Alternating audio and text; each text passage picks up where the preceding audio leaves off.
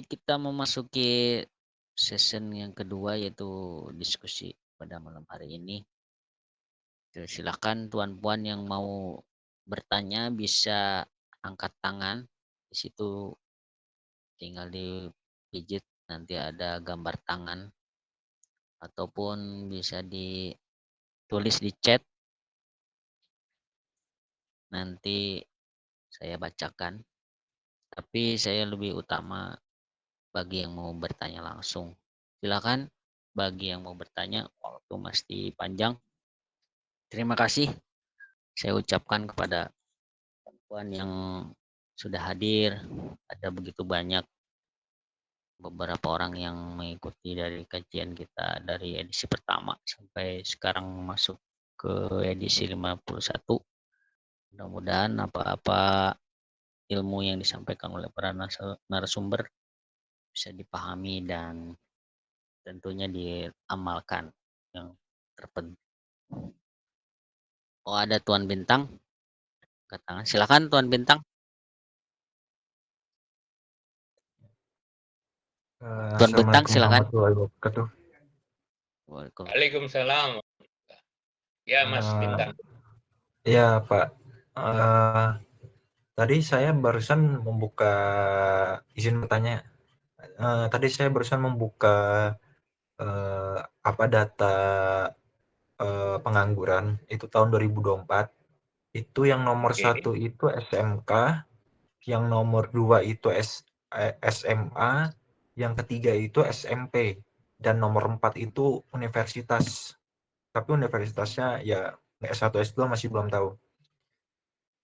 Ini kenapa ya Pak? Di SMK itu ternyata lebih banyak eh, apa namanya penganggurannya Pak. Itu Pak pertanyaannya. Terima kasih.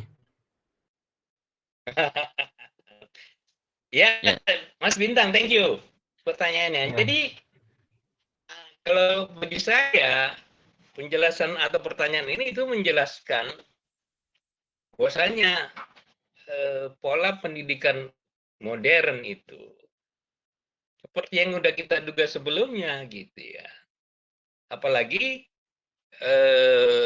saat sekarang ini apa namanya kualitas pendidikan SMP, SMA dan bahkan universitas saat sekarang ini itu bisa kita sebut sebagai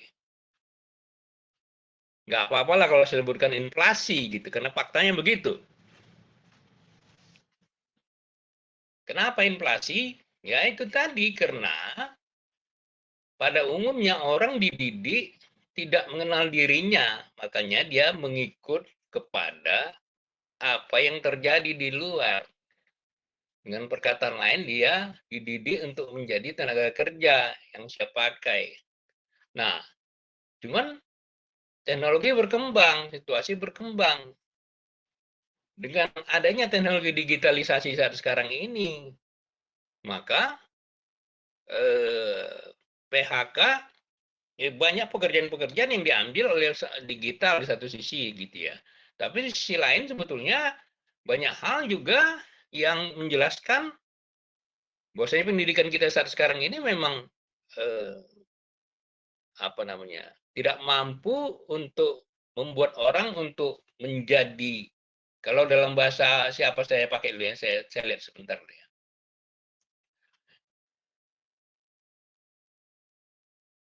Jadi bahasanya si Muhtar ini mengatakan bagus sekali di mana tadi sudah saya catat.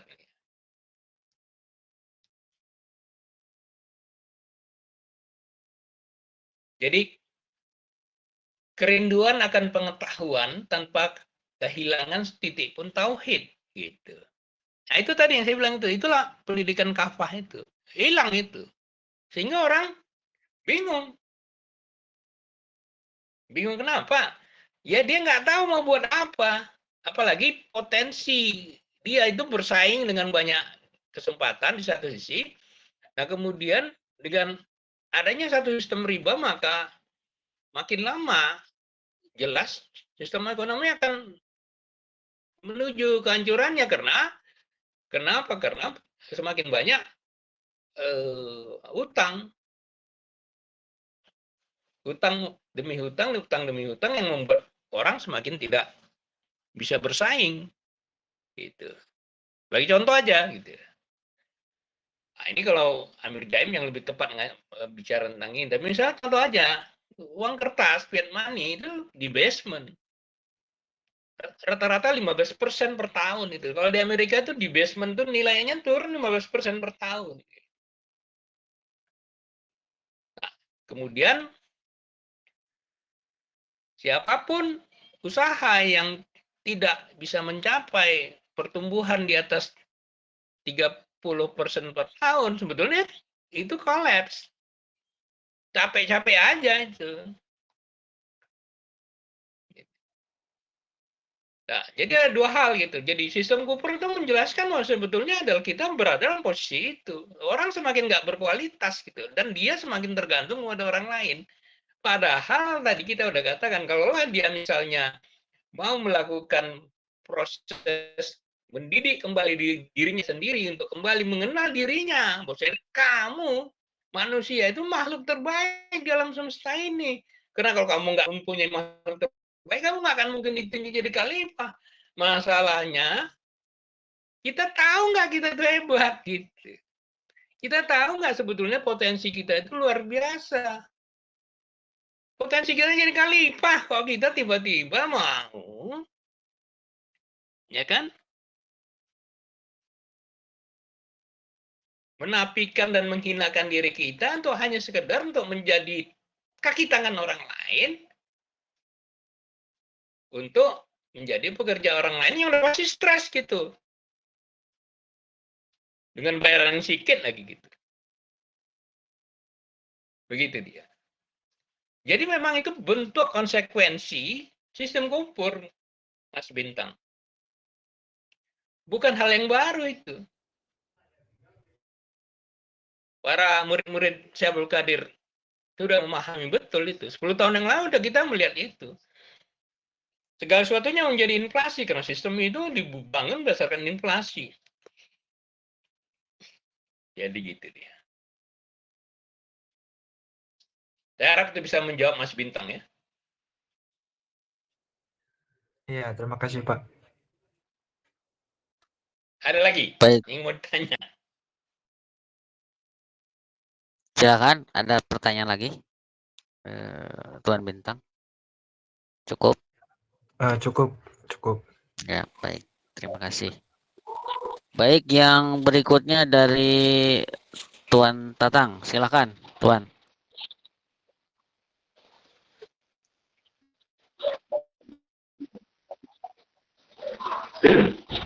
Assalamualaikum, Amir. Tadi Waalaikumsalam ada Mas. penjelasan tentang iblis. Kan ada tiga, iya, ada tiga ya. Saya satu tiga aja, Amir.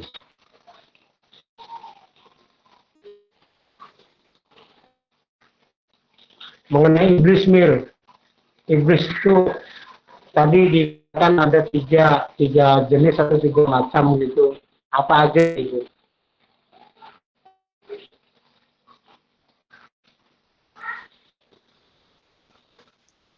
Cukup, Pak Tatang? Itu pertanyaannya. Ya, cukup. Iya. Ya begitu, Amir. Jadi ada 3 macam iblis. Mohon dijelaskan gitu.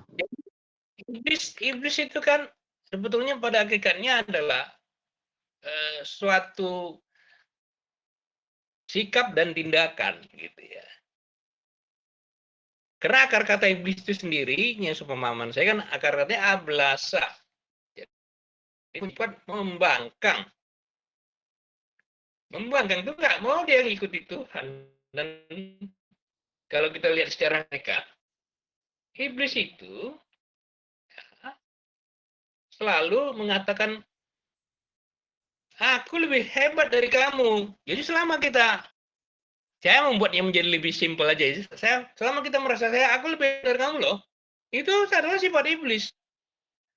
Alasannya adalah pada saat dialog antara Tuhan dengan iblis, ya Allah ngapain aku kau suruh? Kira-kira begitulah. Harus tunduk patuh kepada Adam. Aku kan dari Tapi Adam itu kan dari tanah, itu bisa dilihat dalam surah Al-Baqarah ya. Jadi yang mengatakan kalau saya lebih baik dari kamu, itu iblis. Sifat iblis maksudnya. Sifat iblis yang menguasai manusia. Jadi kalau kita nggak mengenal sifat iblis, dan masuknya dari mana iblis itu, dan masuknya kemana. Jadi ajaran tasawuf mengatakan iblis itu masuknya adalah melalui waswisubi nas gitu kan, gitu. Berbisik dia di dalam kalbu. Makanya saya Qadir mengatakan kalbu itu kan akar katanya kalaba. Bolak-balik artinya. Dalam diri kalbu itu bolak-balik. Itulah fujuroha wa taqwaha, fujuroha wa taqwaha gitu. Ada iblis, ada setan, ada malaikat gitu. Jadi kalau kita nggak memahami itu, nggak memahami sifat-sifat iblis di dalam diri kita, maka kita mengikuti iblis gitu. Nah, kemudian sifat iblis yang lain adalah tadi saya merasa benar. Kamu sih. Nah, gitu. Hati-hati. Yang kedua adalah marah. Rasulullah pernah ditanya dari seorang Badui. Gitu. Ya Rasulullah, apakah itu agama? Agama itu kata Rasul adalah akhlak yang baik. Gitu. Oh gitu ya. Nanya lagi Badui ini. Kalau gitu, yang jelaskan kepada apa arti agama? Para sahabat yang lain udah gedek aja kan gitu kan. Rasul jawab lagi gitu. Agama itu adalah agar supaya kamu mempunyai akhlak yang baik gitu. Ya, dasar Arab Badui nanya lagi sekali. Ya Rasulullah, apa itu agama? Agama itu supaya kamu jangan marah. Ya. Jadi dengan perkataan lain adalah harus kita pahami dalam diri kita ada sifat iblis itu. Kalau kita nggak pahami bahwa kita itu sedang mengikuti sifat iblis, itu yang celaka itu gitu. Jadi dua itu. Yang ketiga, sifat iblis yang ketiga adalah selalu berdebat. Ah ini, saya Qadir bilang begini, hati-hati kamu dengan pendapat. Bukan tidak boleh berpendapat, tetapi karena kebanyakan orang modern selalu gini, misalnya gini. Assalamualaikum Pak, ya, salam. Ada apa? Ya Pak, saya awam Pak di bidang ini, tapi menurut pendapat saya, coba lihat itu. Dia udah awam tapi berpendapat. Kalau dia awam harusnya diam, tanya, dengar kan gitu. Ini enggak ada yang berpendapat gitu. Dan begitu pendapatnya disalahkan atau dianggap tidak diremehkan, dia berdebat gitu. Nah, itulah yang disebut dengan kesadaran lawamah namanya gitu. Dan kesadaran amarah. Kebanyakan dari kita nggak paham itu gitu. Kita anggap itu enggak. Gua kan tiap hari sholat. Nggak ada urusan Pak sholat atau tidak. Selama Bapak atau siapapun yang sholat, tetapi lalai, masuk neraka. Emang enggak? Ra'aital juga disebut bidin, ya kan? Fawailul lil, ya kan gitu. Celaka orang sholat. Jadi dengan perkataan lain sebetulnya harus kita pahamkan. Ada jejak iblis, ada jejak setan dalam diri kita. Selama ini kita menganggap itu ini murid saya Qadir loh, jangan macam-macam sembarangan aja loh.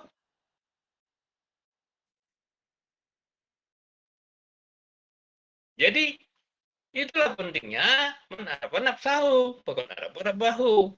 Palah maaf jurawat takwaha. Anda lihat ke dalam diri Anda bahwasanya sumber masalah itu adalah kita. Maka itu Rasulullah pernah ditanya pada saat dia berdialog dengan sahabatnya, dia sebutkan, Alhamdulillah wa syukurillah, kira-kira begitulah. Kita telah pulang dari perang Badar, perang yang sangat besar. Rasulullah berkata, oh bukan. perang paling besar itu adalah perang melawan nafsumu, dirimu, nafsumu. Jadi siapa yang nggak kenal nafsnya, maka ya, saya coba ulangi lagi. Siapa yang nggak kenal nafsnya, man arafa nafsahu, maka dipastikan dia ngikut iblis atau ngikut setan. Astagfirullahaladzim. Itulah pentingnya kita tuh belajar tentang kesadaran kalbu. Caranya gimana? Ya caranya ya bertarekat. Tapi bukan hanya sekedar bertarekat dibaca, tidak dipahami, tidak dipikirkan, tidak diamalkan. Itu makanya Syaikhul Qadir mengatakan jalan menuju Allah itu ada 3. Zikir, pikir, himma. Kita zikir pun enggak. Maksudnya mengingat. Atau punya ilmu lah maksudnya. Dan kemudian pikir, kita nggak mikirkan. Dan kita kemudian nggak mengamalkannya. Gitu ya. Udah jelas kita itu akan dipengaruhi oleh setan dan iblis. Makanya saya sebutkan itu ada jejak iblis dan jejak setan dalam diri kita. Hati-hati. Jadi a'udzubillahi minasyaitonirrajim, kita nggak tahu setan itu apa, nggak kita kenal. Kalau Al-Ghazali mengatakan setan itu jalannya melalui darah, maka itu berpuasalah kamu. Dan setan itu berada dalam kalbumu. Waswisil fi sudurin nas. Nah, jinnati wan nas. Dia membisik-bisikkan dalam kalbu kamu. Berhayal-hayal kamu untuk itu. Itulah pentingnya kita mengenal diri kita. Supaya kita itu bisa bebas. Kalau kita sudah di atas antara ujur wa taqwa itu, kita baru naik tingkat itu menjadi nur. Nurun ala nur. Kalau saya berbaris dalam bukunya, salah satu bukunya Quranik Tauhid, ya menjelaskan Anda harus naik di antara fujur wa taqwa menjadi nurun ala nur gitu. Nah, itu detail lah itu nanti kita diskusikan. Saya kira gitu Pak Dadang. Jadi itu hanya satu bahagian aja. Jadi apa yang terpenting saya ingin katakan adalah ya, para syekh kita itu mengajarkan. Maka saya sangat tertarik dengan pengajaran Syaikhul Qadir karena dia itu bukan aja mengajarkan sistem kufur yang ada di luar ini, kenapa dunia sekarang bisa jadi seperti ini, tapi dia juga mengajarkan kau itu ingat dirimu, kau itu adalah makhluk termulia.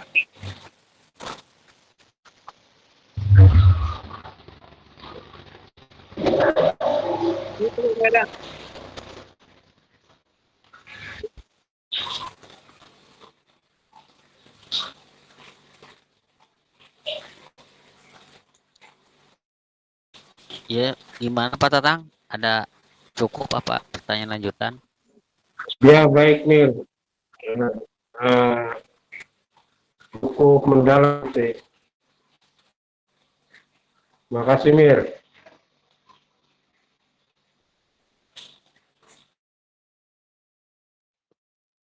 Baik, alhamdulillah pertanyaan dari Pak Tatang.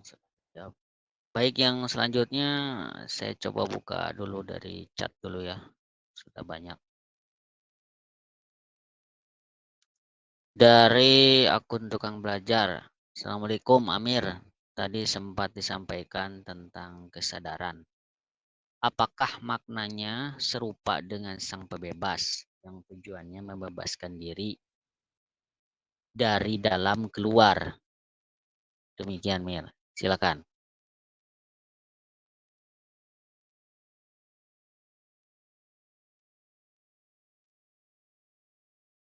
Suaranya Mir belum terbuka. Ya, akun tukang belajarnya siapa ya? Pengen tahu lah tukang belajar. Hebat. Ya, yang Anda maksud dengan sang pembebas itu apa ini, Pak Mas Akun nih? Ya, kalau ini maksudnya adalah sang pembebas bukunya Syaikhul Qadir gitu ya. Jadi itu totalitas lah gitu. Jadi kesadaran ini maksud saya adalah itu tadi, kita mengenal diri kita. Maksudnya dalam diri kita itu kita pahami ada kesadaran ini mata, indera, ya kan, telinga, mulut, hidung, akal gitu. Kan? Kebanyakan kita belajar itu dan sistem pendidikan kita diajarkan tentang itu. Makanya balik lagi ke sistem pendidikan yang udah kita diskusikan semua sebelumnya, yaitu apa? Jadi kita diajarkan tentang sesuatu yang nggak fitrah, misalnya development, ya kita harus melakukan sesuatu dengan baik, kita harus growth terus. Kita nggak lihat bahwasanya segala sesuatu itu ada naik turunnya, tapi enggak, sistem Cooper nggak mau gitu, dia ada growth terus. Dan kemudian sistem Cooper juga mengajarkan bahwasanya kita itu yang terpenting adalah logos gitu kan. Rasionalisasi empirical, data. Penting ya, penting. Kenapa enggak? Tapi kita melupakan, maksudnya dalam diri kita itu ada pusat kesadaran manusia, itu ada di dalam kalbu.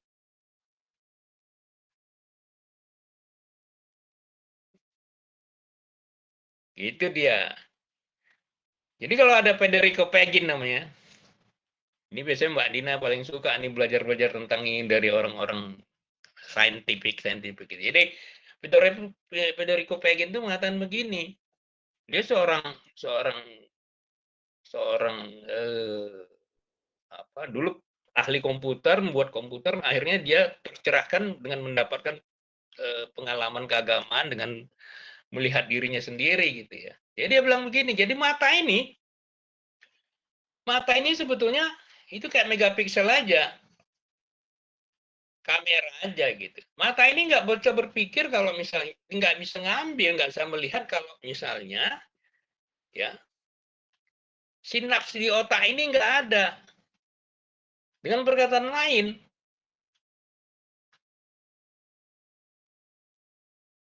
walaupun mata itu baik, bagus dia, kamera bagus, cuman sinapsnya nggak bisa dia berpikir, nggak bisa dia memoto, nggak bisa dia melihat. Tapi dibuktikan lagi bahwasanya sinaps ini bisa terjadi itu karena ada kesadaran jantung, gitu. Dan dengan perkataan lain, kalau nggak ada jantung, pikiran nggak berjalan. Dan kebutuhan mata nggak bisa ngelihat, gitu. Saya bicara saat sekarang ini. Karena ada pikiran, karena ada jantung. Lebih dalam lagi karena ada yang hidup dalam diri saya itu. Kalau nggak ada yang hidup dalam diri saya itu, maka saya nggak, jantung nggak berdegup, pikiran nggak bekerja, mata nggak bisa melihat, saya nggak bisa ngomong. Orang modern nggak memahami itu, dia nggak memahami, dia cuma oh iya gitu. Segala sesuatu dipahaminya dengan logos gitu. Sehingga orang tidur itu kemana itu orang tidur itu? Kemana kita baru saat kita tidur? Bisa kita sadar itu kalau kita nggak tidur, kalau kita tidur nggak sadar kita. Tapi begitu kita mimpi kok kita merasa ya saya sedang jalan ya. Jadi ada kesadaran gaib. Asalnya begitu. Yang harus kita kenali. Selama ini kita nggak dikenalkan oleh itu. Para ustadz-ustadz atau kiai-kiai yang saat sekarang ini meninggalkan itu karena dia terjebak kepada mengikut kepada sistem bagaimana agar membangun apa namanya fisik dan biologis lebih besar. Dia tidak berupaya untuk membangun jiwanya kan gitu. Nah kalau misalnya kita mau jadi sang pembebas, kita harus bebas dalam diri kita dulu kan gitu dia. Kalau kita nggak bisa menjadi membebaskan diri kita dari pujur hawa takwa taha tadi, ya nggak mungkin menjadi sang pembebas gitu. Jadi manusia modern nggak tahu itu. Disitulah pentingnya kita mencoba menawarkan, lu kalau mau keluar dari mulut ini ya harus lihat ke dalam. Jadi kenali kalbumu, kenali jiwamu.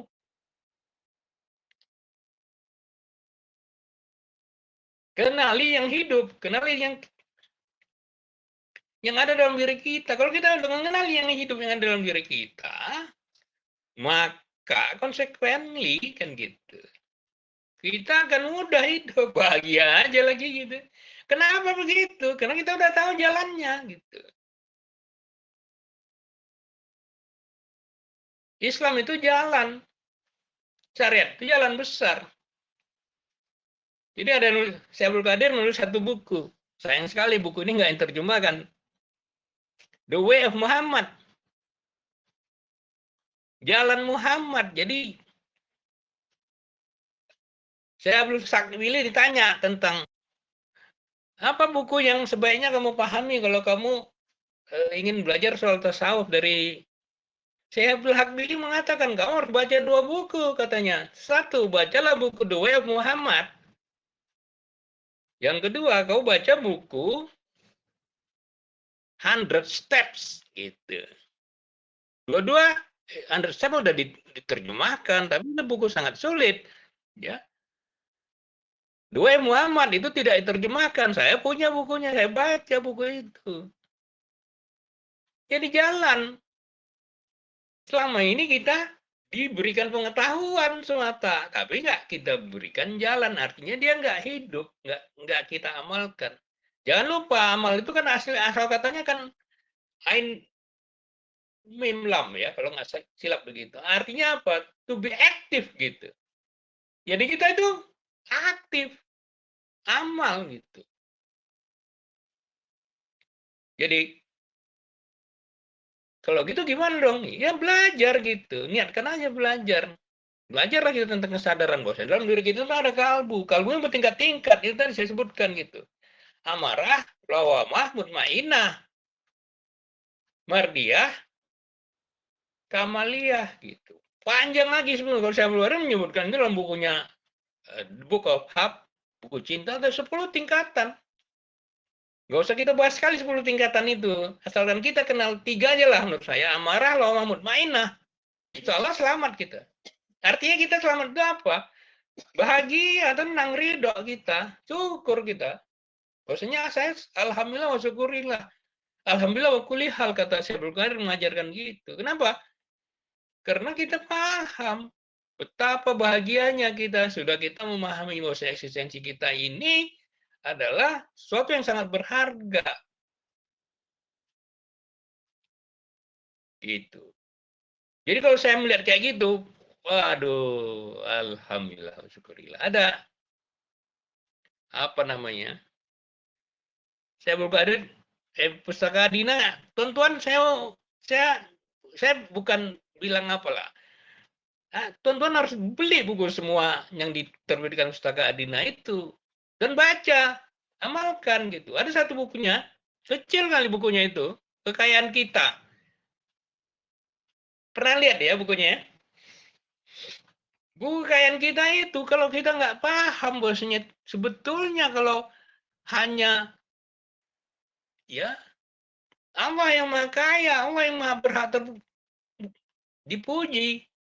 Kalau kita sudah sampai pada makom itu dan itu adalah makom mutmainah, baru kita itu santai aja hidup gitu. Bukan berarti santai itu bukan berarti nggak aktif ya, enggak gitu. Tapi kita tenang hidup itu, karena kita tahu ada jalan, apapun masalahnya gitu. Nah kalau kita misalnya sampai pada kesadaran itu, barulah kita bisa masuk atau bisa disebut sebagai sang pembebas. Itu buku asal bukunya itu Akun Tukang Belajar. Jadi Mas Akun Tukang Belajar saya panggilnya. Itu agar bukunya namanya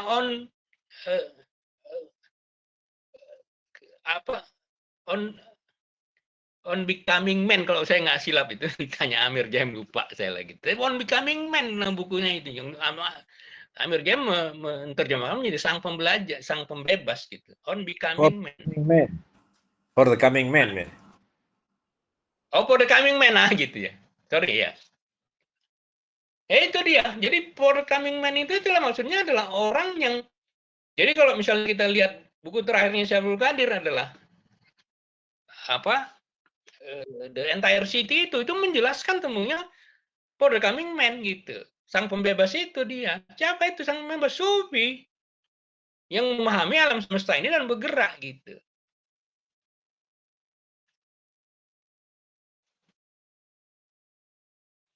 Masa Allah, mudah-mudahan menjawab ya. Mas Akun. Saya senang juga manggil Mas Akun nih. Balikkan ke Kang Indra. Ya, baik Amir. Demikian Tuan untuk belajar ya. Kalau bisa Tuan Puan semuanya ya pakai nama sendiri saja. Gak apa-apa kok. Biar saling kenal gitu. Baik, untuk yang berikutnya masih di chat dari Sidi Erlangga nih. Assalamualaikum Amir Rizal. Jelaskan lebih dalam Amir Rizal tentang melepaskan diri dari sistem riba. Apakah melalui jalur ekonomi dengan membuat sistem ekonomi mandiri dari hulu ke hilir, melalui jalur politik dengan menjadi pemimpin negara dan pengganti undang-undang, atau supremasi hukum dengan hukum Islam, melalui jalur pendidikan dengan menjadi ahli bidang spesifik dan mengajarkannya, atau cara lain menurut Amir Rizal. Silakan Mir, tanggapi. Ya, Mas Erlangga, Assalamualaikum. Iya, itu tadi sedikit sudah saya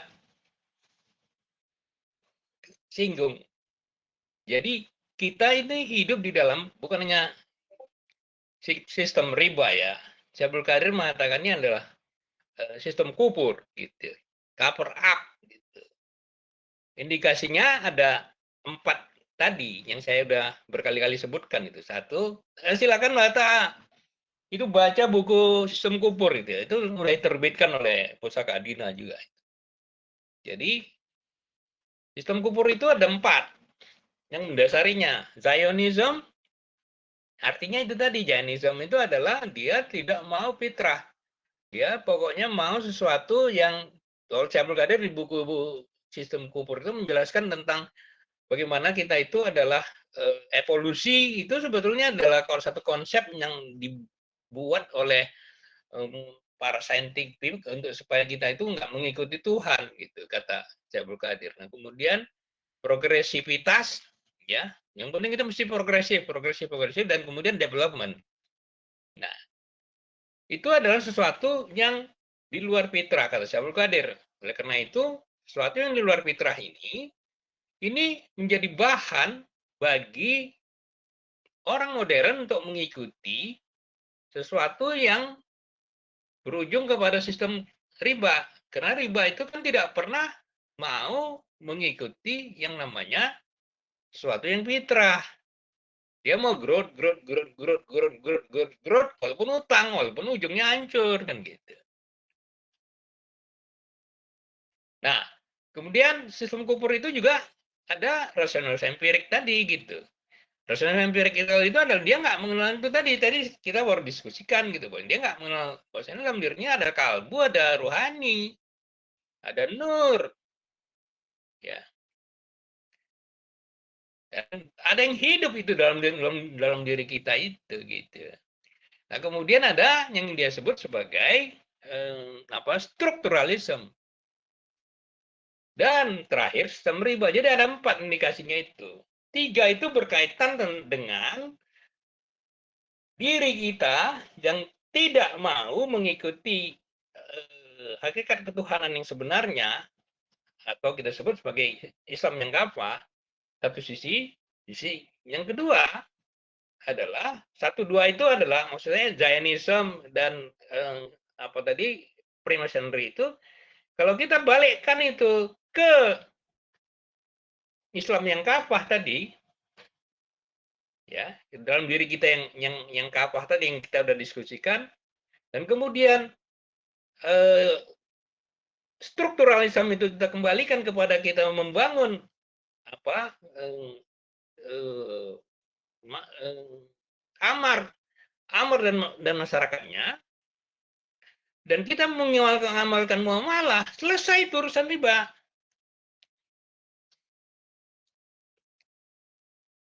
Cuman, nah ini dia.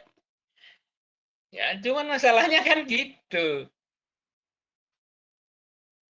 Kalau sang pembebas tadi mengatakan, ya, Sebetulnya masalahnya simpel, saya Qadir. Cuman ada nggak sang pembebas yang mau melakukan itu dan memimpinnya gitu. Dan saya lihat berdasarkan pengalaman saya sama hampir 2011 ini 14 tahun saya mengikuti ajaran Syaikhul Qadir ini, saya menyatakan gitu kan. Ya kita bisa terbebas gitu, kita bisa sedikit banyak nggak terlalu terpengaruh oleh sistem itu karena kita udah mengembalikan ke tadi itu segala sesuatunya harus kita kembalikan kepada Allah dan Rasulnya gitu di satu sisi, tapi untuk yang di sisi yang di luar kita belum siap, bukan kita lah, saya yang belum siap lah gitu, dan terbukti naik turun ke peradaban itu. Jalannya udah tahu kita, saya udah tahu jalannya, udah kita lakukan, tapi ada satu situasi di mana kita untuk sementara ya balik dulu gitu. Lihat dulu kembali ajaran-ajaran disampaikan oleh Syaikhul Qadir, jalan udah jelas. Kalau dalam buku-buku Syaikhul Qadir begitu. Nggak payah ini susahnya. Masalahnya adalah sampai ada seseorang yang berani untuk memimpin itu. Maka itu Amir James selalu katakan hanya dibutuhkan satu orang. Tapi semua itu dimulai dari pemahaman yang clear tentang apa sebetulnya konteks masalah ini dan apa jalan keluar yang ditawarkan oleh Syaikhul Qadir. Maka itu saya mengatakan Syaikhul Qadir ini dalam hal hidup di zaman modern dan cara keluarnya, nggak ada orang yang lebih hebat dari beliau gitu. Sepemahaman saya gitu, nggak tahu kalau luar pemahaman saya gitu. Dan to make it simple, Mas Erlangga ya sebetulnya adalah ya ayyuhalladzina amanu alaikum. Lihat dalam diri Anda itu dulu. Saya sekarang itu balik lagi ke situ ya ayyuhalladzina amanu alaikum. Lihat dalam diri kita, belajar kita tentang ketuhanan, maksudnya adalah pertama saya harus bebas dulu, apalagi saya belum baca itu buku yang udah pesan belum bayar tuh Amir James. Tapi nantilah itu ya. Itu buku menurut saya seru untuk bacanya itu. Karena dia bagaimana kita membebaskan diri dari sistem ini. Salah satu yang terpenting itu kalian kembali kepada Tuhan. Mana bisa kalau nggak kembali kepada Tuhan. Jadi kalau kita misalnya udah sampai kepada situ, itu satu step. Jadi kalau dalam bahasa 3 itu, jadi apa tadi? Zionism, Freemasonry, strukturalisme, Zionism sama Freemasonry ini itu bisa diselesaikan dengan pendidikan kafah itu, ya. Dan juga strukturalisme itu diselesaikan dengan yang namanya amar dan ummah. Gitu.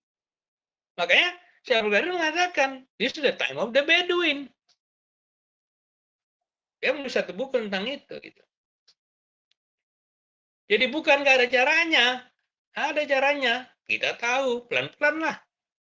Kalau saya sekarang untuk sementara ini lebih fokus untuk ke dalam ya halladzina amanu anfusakum alaikum gitu. Sambil terus berupaya belajar mengembangkan diri karena yang terpaling susah itu sebetulnya adalah nanti itu tadi kita hidup dalam kondisi ini tuh berada dalam kondisi yang paling susah. Kenapa? Ya karena itu tadi sistem ini menghisap gitu.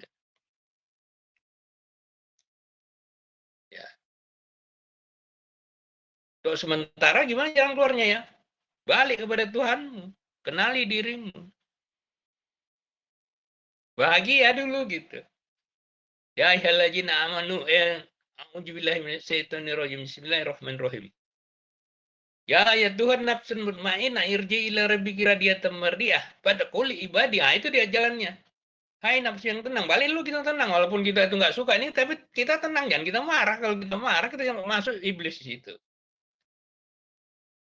Jadi, ya Tuhan nafsun mutmainnah irji ila rabbiki radiyatan mardiyah. Ridho kita dengan realitas ini. Artinya kita terima, bukan nggak suka, kita terima dengan realitas ini. Dan kita bersyukur kita paham realitas ini. La in syakartum la idannakum wa la in kafartum min azabil sadid gitu kan. Bersyukur kita. Baru ridho. Kalau nggak jalan dari mana? Ya nggak ada. Anda mau mendapatkan keridhaan Allah, ada jalannya. Emang enak aja. Ya, baru sudah itu pada kuliah kau itu abdiku. Barulah saya bisa memahami kalau kita sampai pada keadaan itu, surat ayat 1000 dinar. Siapa yang sering baca itu ayat 1000 dinar tuh? Ayat 1000 dinar itu kan gitu. Wa mayat takilah apalah itu nggak salah itu kan gitu ya. Tapi dia mengatakan tuh, siapa yang bertakwa kepada Allah, maka Allah akan berikan rezeki yang nggak disangka-sangka. Tapi siapa? Jadinya takwa itu satu makom. Ada makam yang lebih tinggi lagi itu. Siapa yang bertawakal kepada Allah, ya kan? Hasbunallah ni'mal wakil ni'mal maula wa ni'man nasir. Cukuplah Allah bagiku bertawakal kepada Allah, maka Allah akan penuhi segala kebutuhannya. Tapi dimulainya dengan ya Tuhan nafsunul naid. Nah, jadi kalau Anda nggak mengenal diri Anda, ya nggak bisa. Nggak ada jalan. Jadi, itu dia. Ada jalan keluar nggak ada. Mau belajar, itu masalahnya. Karena ini hanya untuk orang yang mau. Serius lah. Belajar saya ada terus terang saya bilang gini sama tuan-tuan sekalian. Saya belajar 40 tahun. 12 tahun terakhir, sejak tahun 2011 ya 14 tahun terakhir ketemu saya Abdul Qadir. Baru saya merasa saya coba amalkan ilmu yang disampaikan oleh Syekh Abdul Qadir, banyak hikmah di situ. Banyak hikmahnya gitu. Hati-hati kita nggak bisa saya nanya mengubah realitas itu. Kita harus bergantung sandar kepada Tuhan baru kalau Allah ridho baru kita bisa. Karena kita la haula wala quwata illa billah. Kalau kita nggak ingat Tuhan mana bisa?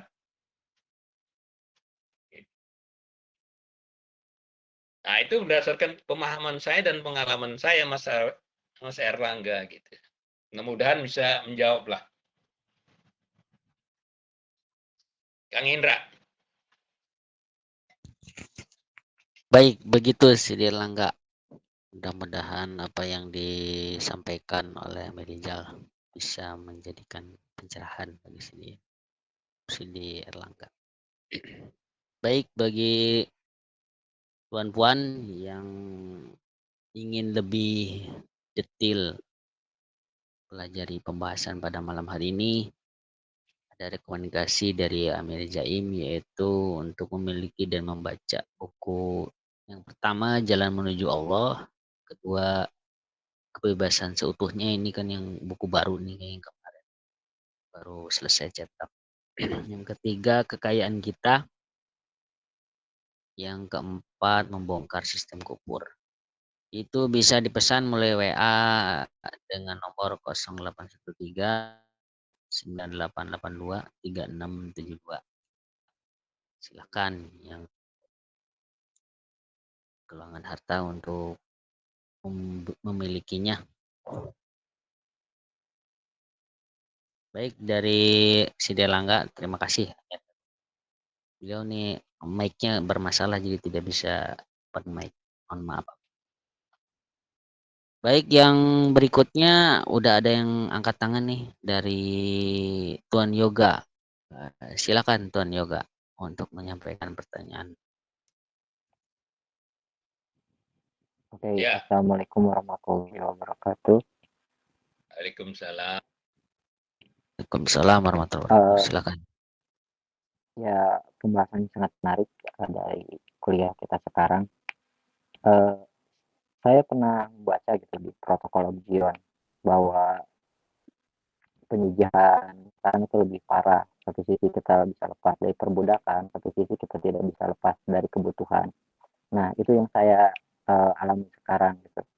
Kita itu tahu realitas sekarang itu kita diperbudak dengan kapitalisme yang membawa budaya dan dunia ketiga.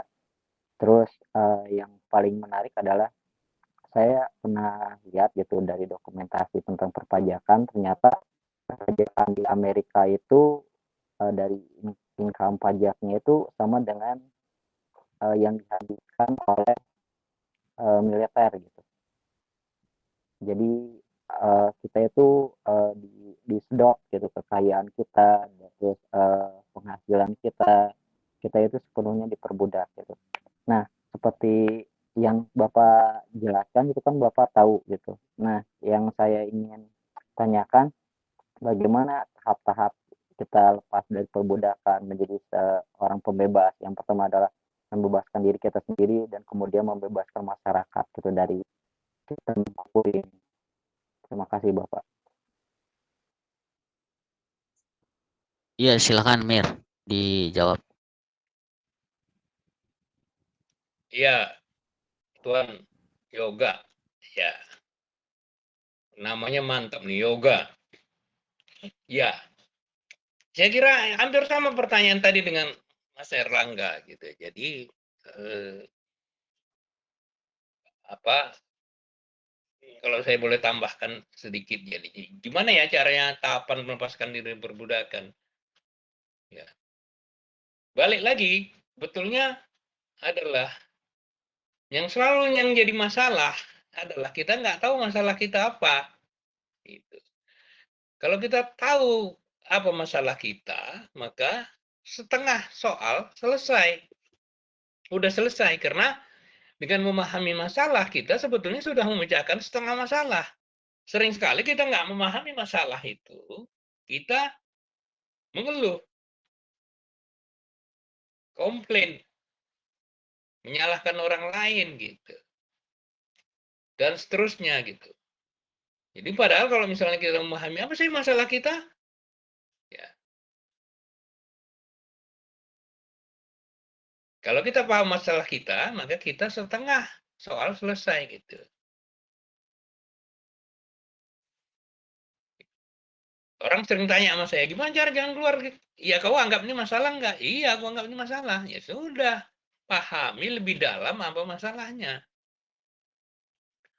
Ya, gimana cara memahami ya? Ya bertanya, memperhatikan, belajar gitu.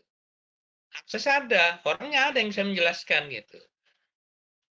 Nah, kemudian gimana itu? Ya itu tadi pahami bahwa kita berada dalam sistem kupur.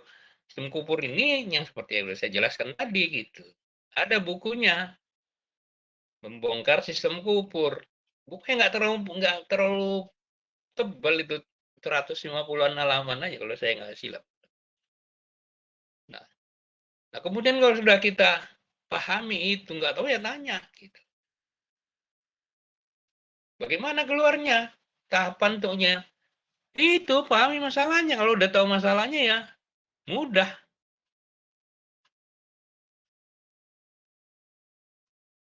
Mudah keluarnya gitu. Kalau kita nggak memahami masalahnya, dan kita terus-menerus bicara yang kita nggak pahami hakikatnya, maka dia involutif itu. Ada seorang, ya, kalau anak pertanian tahu lah itu namanya Clifford Geertz. Nulis satu buku nama Involusi Pertanian.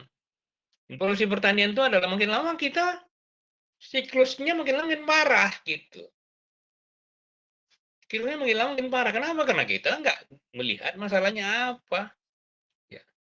Tapi masalah utama yang saya coba tawarkan kepada tuan puan itu sebetulnya adalah itu. Mana harapan nafsu, pakai harap bahu. Kenali diri. Kalau mau lebih lengkap lagi, kenali diri dan kenali sistem kupur. Kalau kita udah memahami diri kita, maka mudah buat kita keluar dari sistem ini. Paling tidak, itu mudah buat kita sendiri. Dan untuk keluarga kita. Karena kita nggak tahu jalannya. Masalahnya kita nggak tahu jalannya yang persis gitu. Karena kita nggak tahu jalannya, karena kita nggak kenal masalahnya. Jadi tahapan utama untuk keluar dari masalah itu adalah kita harus tahu dan mau tahu apa masalah kita. Saya sudah sebutkan tadi masalah kita itu sebetulnya karena kita nggak kenal diri kita gitu. Dan kita tidak kenal berada hidup di zaman apa. Kalau kita udah tahu kayak gitu, selalu ada jalan keluar. Cuma contohnya apa? Ya saya lah contohnya gitu. Apa tuan-tuan lihat muka saya stres? Kan enggak ya? Entah stres dan enggak tahu. Jadi saya sekarang melihatnya dengan enteng aja gitu. Kenapa? Karena saya tahu cara baliknya gitu. Gimana cara baliknya? Ya tenang aja.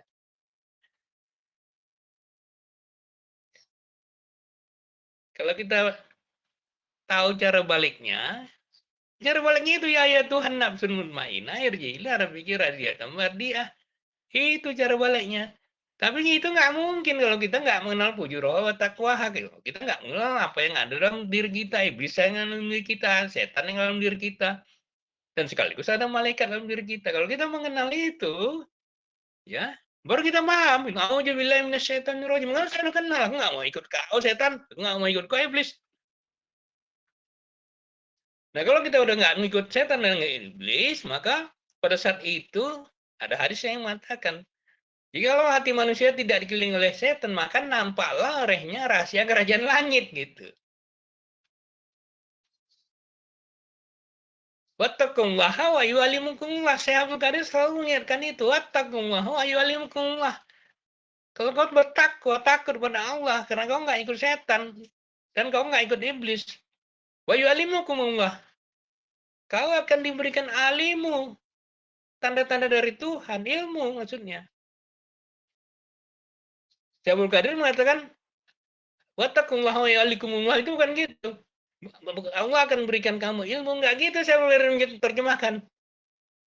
Kau tahu aja katanya. Baru saya bisa memahami kenapa Syaikhul Qadir itu gaib, dia gitu bisa, para murid-muridnya takut sama dia karena dia tahu. Wa yu'allimukumullah, dari mana dia tahu?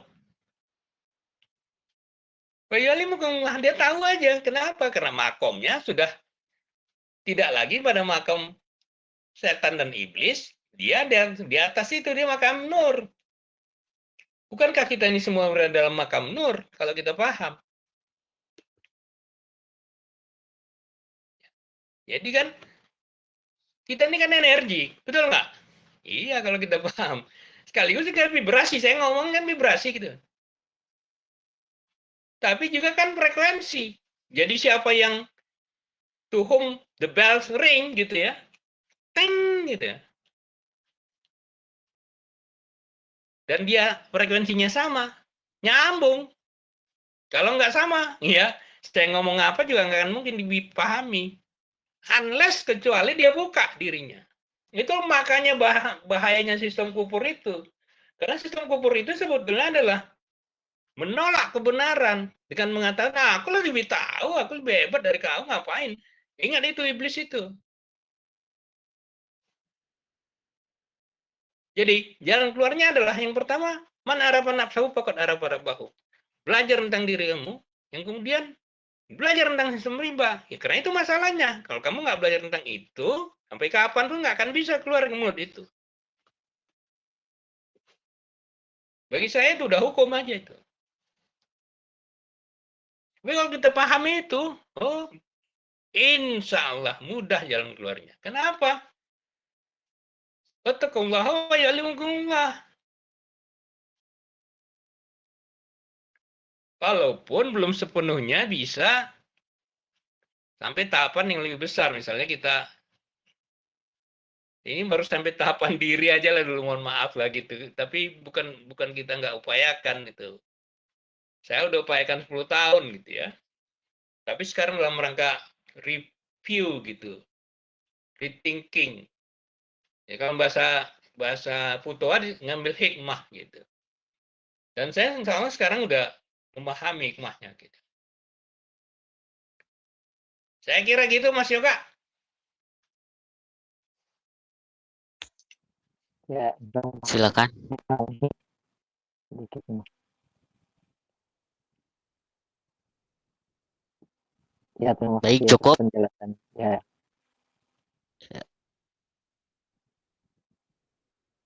Ada lagi? Tuan Yoga, cukup.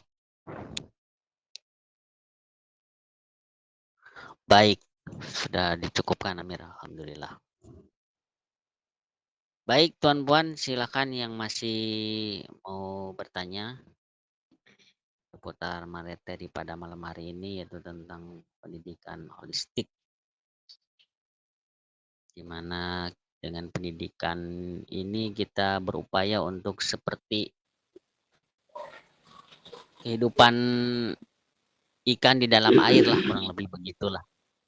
Tentunya kan dengan jalan yang berbeda-beda modelnya.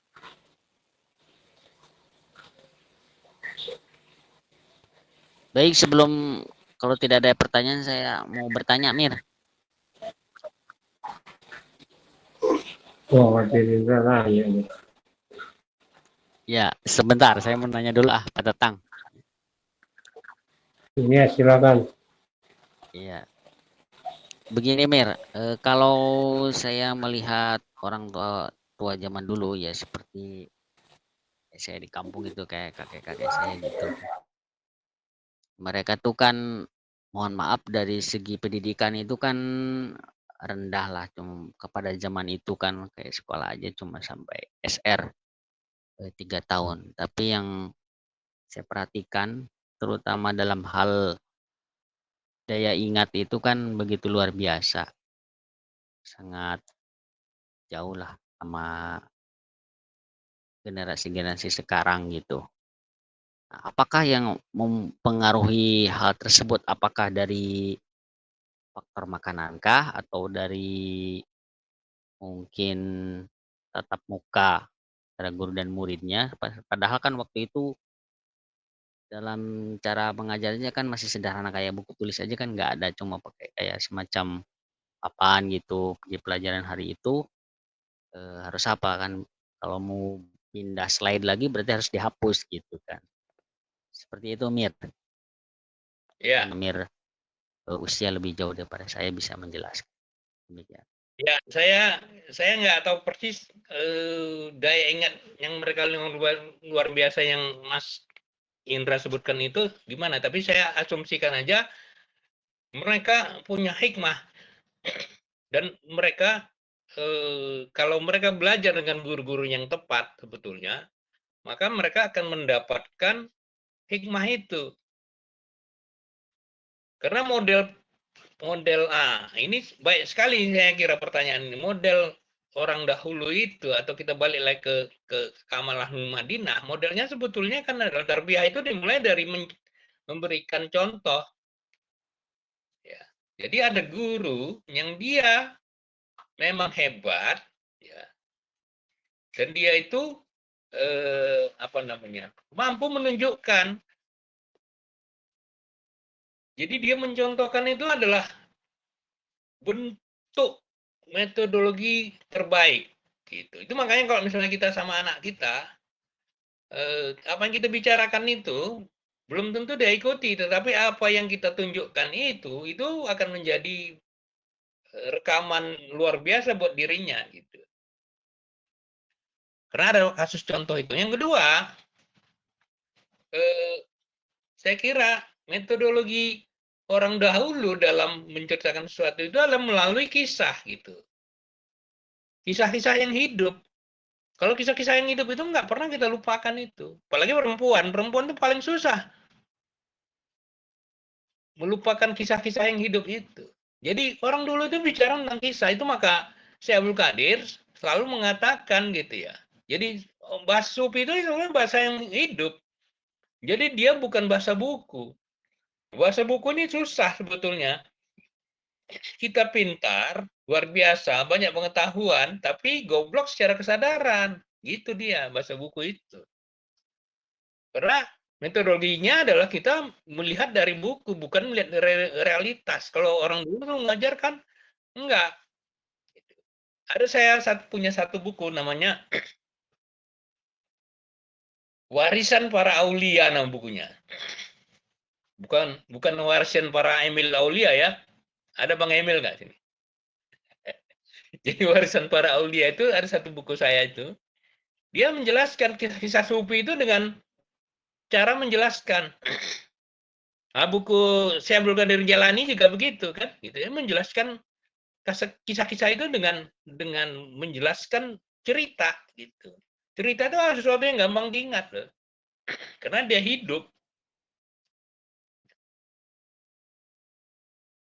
Nah, karena dia hidup. Jadi ada dua menurut saya yang sangat berpengaruh itu. Yang pertama, satu lagi ya mungkin dia membuka dirinya gitu. Jadi orang membuka dirinya satu sisi jumpa dengan guru yang memang bahasa kita tuh adabnya tinggi, ilmunya mumpuni, dan biasanya juga ada ilmu laduninya itu, ya. Dan dia menyampaikan dengan cerita, dengan interaksi, dengan contoh. Jadi itu hilang sekarang, mana ada ilmu kayak gitu, kecuali ya bagi orang sedikit. Saya masih menemukan tuh orang-orang kayak gitu. Dan alhamdulillah, syukurillah saat sekarang ini banyak sekali saya lihat di YouTube yang juga bagus-bagus kalau kita dapat memposisikannya dengan cara yang benar gitu.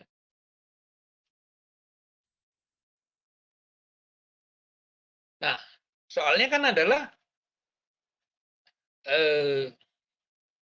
dan itu air mata melalui mata gitu. Jadi tidak lagi melalui tulisan, tidak lagi melalui hafalan, tapi melalui cerita yang hidup gitu. Maka itu saya pernah tanya sama Bayu, Sidi Bayu, yang pernah kerja, yang pernah kuliah di Dallas College, saya tanya gitu. Jadi salah satu yang diajarkan si Abdul Qadir itu biopolitics namanya. Jadi politik yang hidup melalui tokoh gitu. Itu yang diajarkan. Selama ini kita disuruh ngapal. Ya. Pendidikan holistik itu adalah ini, itu, ini, itu, ini. Penuh kepala kita dengan data. Tapi aplikasinya nggak mampu kita. Karena kita nggak membangunnya menjadi sesuatu yang hidup gitu. Padahal kalau kita lihat surat As-Saff ayat 2 dan 3, hati-hati kamu katanya. Jangan kamu katakan sesuatu yang tidak kamu lakukan. Allah tidak menyukai hal itu.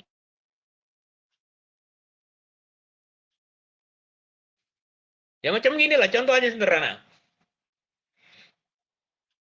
Sering kita baca wirid, sering. Sering kita baca diwan, sering. Orang tanya, tahu nggak diwan itu apa? Tahu nggak wirid itu apa? Nah itu kita mulai mikir tuh Mas, Kang Indra. Sudah itu adalah, iya ya apa ya, apa maksudnya? Dan kemudian apa relasi zikir itu dengan tindakan kamu yang berkaitan dengan ya Tuhan, nafsu nun mainah? Bisa nggak nariknya itu? Ya, kalau nggak bisa, nggak ada kekapahan. Kalau nggak ada kekapahannya itu tadi. Jangan kamu seperti keledai membawa kitab. Kemana-mana bawa kitab. Tahu. Nah, itu bahayanya. Maka saya selalu bilang kepada orang yang saat sekarang ini hanya hanya berharap dengan menghafal Al-Quran maka dia habis Al-Quran itu maka dia itu masuk surga. Hati-hati gitu. Bukan saya menolak untuk habis Al-Quran. Ya. Karena jangan kita seperti keledai yang membawa kitab. Ini ada ceritanya Bang Emil, dia punya kawan di Medan, anaknya 2 orang, habis Al-Quran. Tapi akhirnya sudah dites tentang habis Al-Quran. Wah, itu habis Al-Quran, cuman yang lain nggak tahu. Diberhentikan, yang jangan kalian lagi begitu katanya. Ini nggak boleh tanya Bang Emil cerita sama saya gitu. Ya dengan perkataan lain tuh hati-hati. Menghafal itu adalah satu bentuk kemampuan yang paling rendah. Walaupun hafal Al-Quran, hati-hati. Tapi jangan katakan saya banyak juga para murid-murid saya Abdul Qadir yang habis Al-Quran, tapi mereka naik level untuk supaya tidak hanya hafal, tapi memahami dan mengamalkannya. Jadi balik lagi ke yang Wajir sebutkan tadi, saya kira itu berdasarkan karena memang ada cara langsung dia mencontohkan dan kemudian dia berinteraksi dan juga dia melakukan yang melalui cerita. Maka orang-orang dulu itu hikmatul dia gitu. Saya harap itu bisa memberikan penjelasan, Kang. Baik, Amir. Terima kasih. Alhamdulillah bisa tercerahkan. Baik, yang berikutnya tadi Pak Tatang mau bertanya. Silakan Pak Tatang.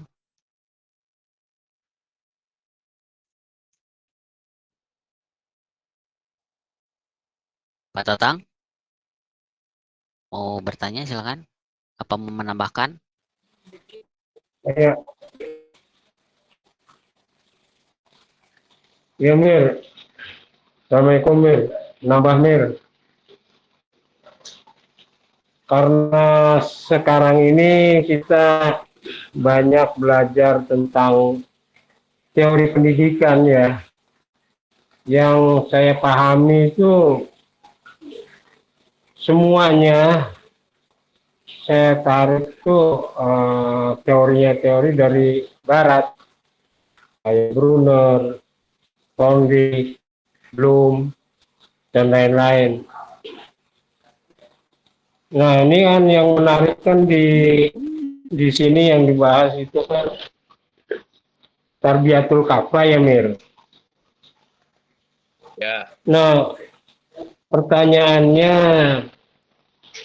inti dari Maqasidu Tarbiyatul Kafah itu apa gitu Mir? Mau penjelasannya Mir. Sekian. Assalamualaikum warahmatullahi wabarakatuh. Waalaikumsalam warahmatullahi wabarakatuh. Silakan Amir. Pak Tatang ini nanya inti aja. Hanya kulit lah dulu Pak, ini Bapak langsung inti. Iya Pak, jadi pertanyaan luar biasa gitu ya. Intinya apa ya? Syariat, tarekat, hakikat, ma'rifat gitu aja ya Pak, kalau cerita inti.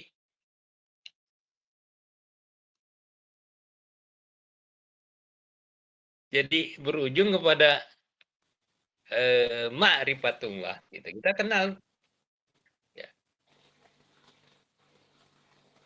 Karena kalau misalnya Islam, iman, ihsan gitu dia. Jadi dia berujung kepada sesuatu yang membuat kita tuh makin lama ya makin paham tentang siapa diri kita gitu. Kalau kita paham siapa diri kita adalah maka masuklah kita menjadi barisan-barisan mutmainah, tarbiyah, radiyah, mardiyah sama kamaliyah itu.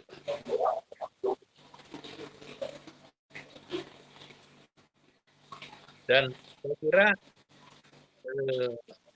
ini pengalaman saya nih, Pak, ini pengalaman saya. Dulu ada seorang profesor, dia waktu saya kerja di British Council ada seorang profesor namanya Profesor James Morris. Dia tinggal di Amerika sekarang. Dia dulu mengajar di Exeter University. Dia ngajar Ibnu Arabi, pemikir Islam.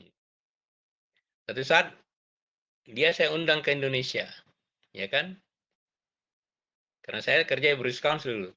Terus saya tanya sama dia, Prof, kalaulah misalnya ada satu ayat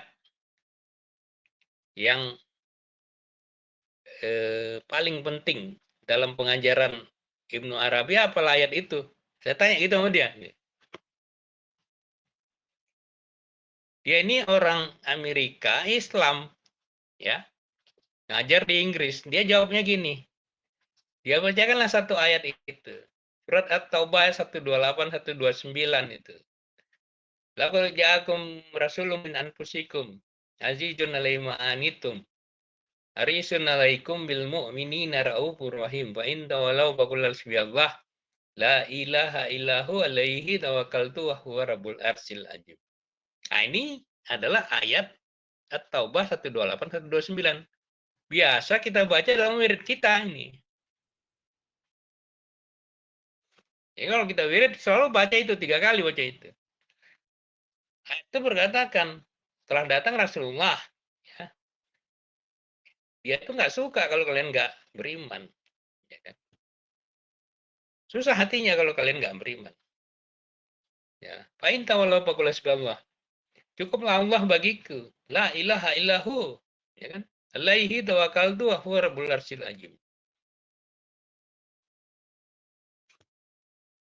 Itu kata Profesor James Morris, ahli Ibnu Arabi gitu. Yang saya undang, ini pengalaman saya.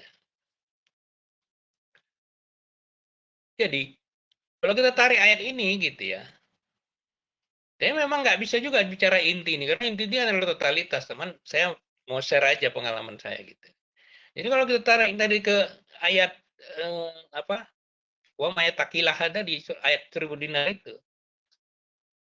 Jadi ini makam di atas makam takwa. Karena ayat 1000 dinar itu mengatakan siapa yang bertakwa, maka Allah akan berikan rezeki yang nggak disangka-sangka. Siapa yang bertawakal ilallah, maka Allah akan cukupkan segala keperluannya. Jadi siapa yang bertawakal kepada Allah? Kalau orang Betawi bilang, kelar deh hidup lu, aman lah gitu. Jadi saya kira itu. Walaupun saya tahu nih pertanyaan Mas Tatang nih berat untuk dijawab, nanti kita diskusi lah kapan-kapan Mas Tatang. Oke, Mir, baik, Mir. Oke, Baik, Indra. Mir. Ya, makasih, Mir. Ya, baik. Berarti Pak Tatang nanti dilanjut di Kopdar, Kopi Darat. Baik, waktu menunjukkan 9.49. Alhamdulillah kajian pada malam hari ini begitu luar biasa. Namun sebelum closing statement mungkin ada tambahan dulu dari Amir Jaim. Amir, silakan Amir. Barangkali ada tambahan. Iya.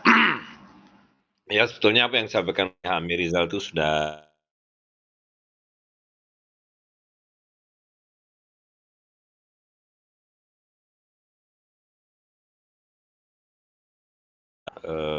mencakup ya. Artinya memang tema ini kan sering kita ulang-ulang ya. Amir Rizal juga setiap kali beruntung ya, karena kita ini dapat satu aliran pengetahuan yang bersih.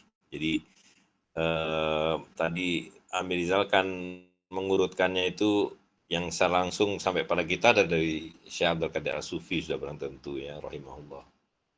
Dan Syekh Abdul Qadir As-Sufi mendapatkannya dari dua aliran, yaitu Syekh Al-Faituri dan Syekh Muhammad Ibnu Al-Habib. Dan Syekh Muhammad Ibnu Al-Habib itu adalah boleh dikatakan ulama terakhir yang bersih, karena beliau itu lahir di abad ke-19 ketika Islam itu masih berjalan. Artinya syariat Islam masih dijalankan walaupun tidak di semua bagian dunia Islam. Tapi dalam konteks Syekh Muhammad Ibn Al-Habib di Maroko, di Afrika Utara itu masih di bawah khalifahan. Jadi tidak sama sekali terpengaruh oleh modernisme dan pemikiran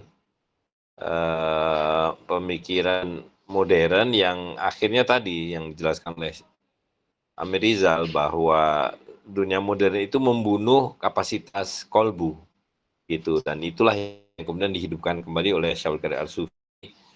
Betapa penting kita menghidupkan kolbu itu untuk bisa mengenali diri kita dan sampai kepada mengenali Allah SWT gitu. Dan sekali lagi kita beruntung karena kita mendapatkan jalur ini, dan karena itu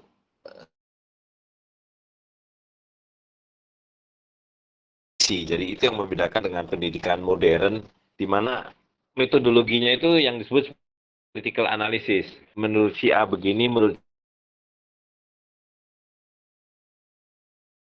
begini, gitu. Sehingga kita kehilangan guidance, kehilangan hidayah. Nah, kalau transmisi dari mata ke mata tadi itu, maka kita mendapatkan pengajaran yang utuh, gitu kan? Bukan soal utuhnya, tapi yang bukan muncul sebagai pendapat, gitu. Karena di situ ada hidayah, ada guidance, gitu. Nah, karena itu saya hanya ingin mengingatkan lagi bahwa kajian-kajian seperti ini harus terus kita lakukan. Tapi yang lebih penting lagi adalah berkumpul, gitu ya, mata ketemu mata itu. Dan karena pengetahuan itu hanya berlangsung melalui transmisi. Jadi Syekh Qadir mengatakan bahwa pengetahuan itu bukan informasi, melainkan cahaya, gitu. Cahaya yang Allah tanamkan ke dalam kolbu seseorang, dan itu bisa didapatkan melalui transmisi itu tadi. Nah, buku-buku yang kita terbitkan yang dirujuk oleh Amir Rizal itu akan sangat membantu di dalam memahami definisi-definisi, memahami pengertian-pengertiannya, tapi hanya sebatas itu gitu ya. Nah, pengetahuan itu sendiri bisa diperoleh melalui ya berkumpul itu, mata ketemu mata gitu. Jadi saya ingin menghimbau sekali lagi, marilah kita kembali sebisa mungkin selalu bertemu, berkumpul, sehingga amal dan ilmu itu menyatu dalam tindakan sehari-hari gitu. Kalau enggak kita akan lost in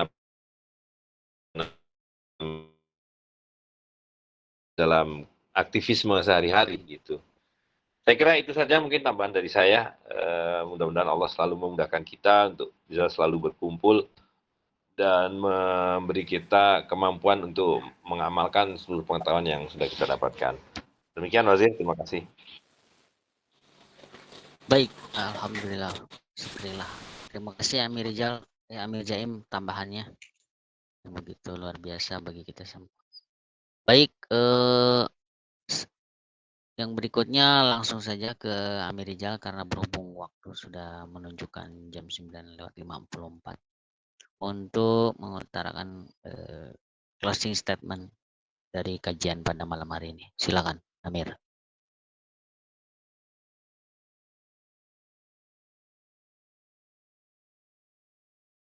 Suaranya Amir, mohon maaf, mic-nya.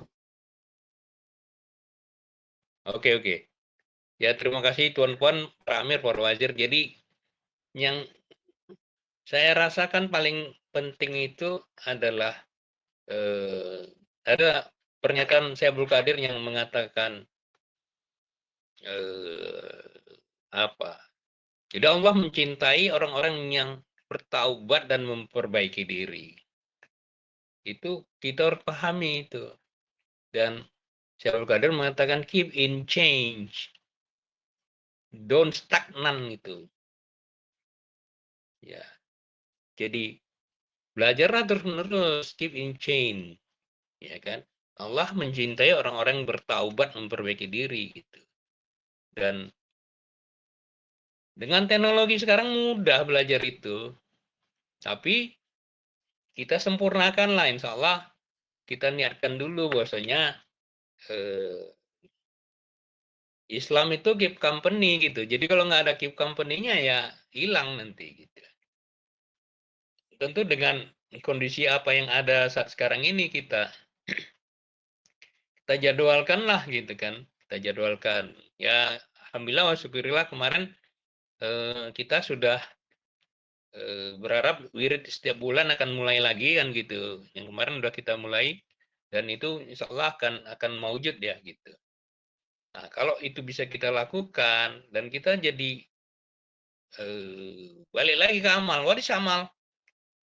To be active. Jadi amal itu Syekh Abdul Qadir menjelaskannya unik gitu.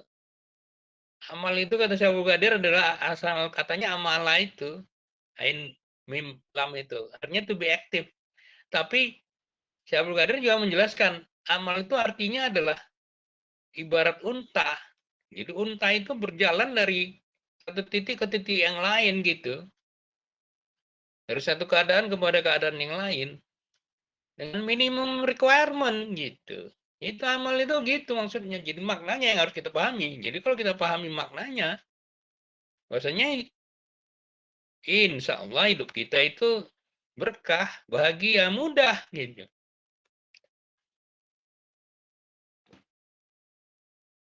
Masya Allah la haula wala quwwata illa billah. Terima kasih Tuan Puan. Saya kembalikan ke Fajir Indra. Assalamualaikum warahmatullahi wabarakatuh. Waalaikumsalam warahmatullahi wabarakatuh. Alhamdulillah kajian pada malam hari ini lancar dan berjalan begitu luar biasa dengan materi yang sangat mendalam. Artinya ya kita betapa pentingnya pendidikan guru dan murid yang utama itu mata ketika ada transformatif di situ di dalamnya. Mudah-mudahan kita semua diberikan kesehatan, diberikan kelancaran segalanya, sehingga kita bisa selalu hadir minimal dalam setiap kajian online. Itu harapan saya dalam membentuk kajian online ini, yang mudah-mudahan bisa masuk step berikutnya, itu kajian offline. Baik, terima kasih tuan-puan semuanya, para amir atas kehadirannya. Mohon maaf atas segala kekurangannya. Wabillahi taufiq wal hidayah. Wassalamualaikum warahmatullahi wabarakatuh.